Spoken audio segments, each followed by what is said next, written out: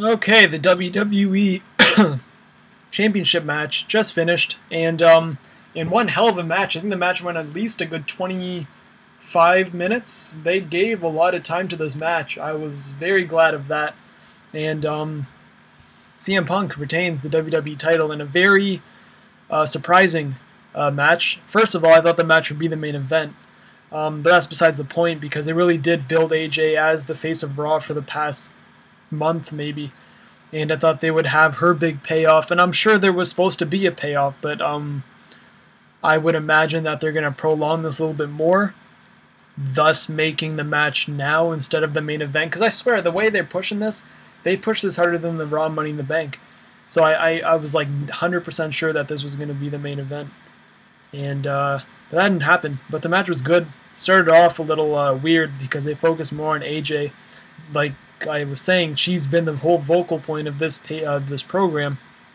and so it kind of took away from the actual in-ring action. But you couldn't help but to like just go damn to like the shots that Daniel Bryan was giving Punk with the kicks, the kendo sticks, the chairs. Very, very brutal match. They beat the hell out of each other both ways. You know, the CM Punk got a hold of the chair and then he gave him some shots with the kendo stick. But AJ took a bump off the apron to the floor. And that's when the match really started picking up, when those two were just by themselves. There was no AJ to distract them, and they just went at it. They put on an awesome match. AJ came back, then it started again, but it wasn't as much as the first time. Then everyone was chanting for tables. AJ brought out a table. She brought out a chair also.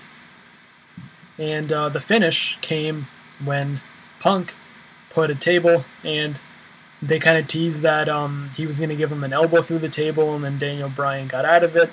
And they were both at the top, and a back suplex into, or a back drop, whatever you want to call it, through the table.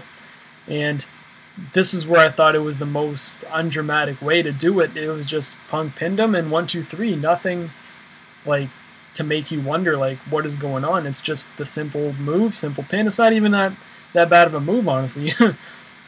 You know, it's not like a pile driver or something, like a devastating move. It's just a simple suplex, but who am I to judge what a bad move is and a good move is?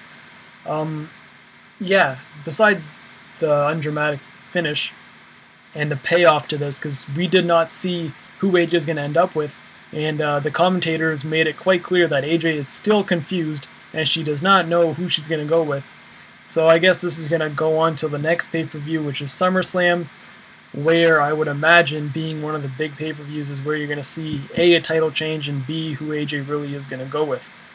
Which looks now to be CM Punk, because, you know, it's not no surprise that WWE is going to make a guy drop the title on a big show, because that's when most people will be watching. So I can see Punk's title reign ending at the next pay-per-view, and AJ screwing CM Punk.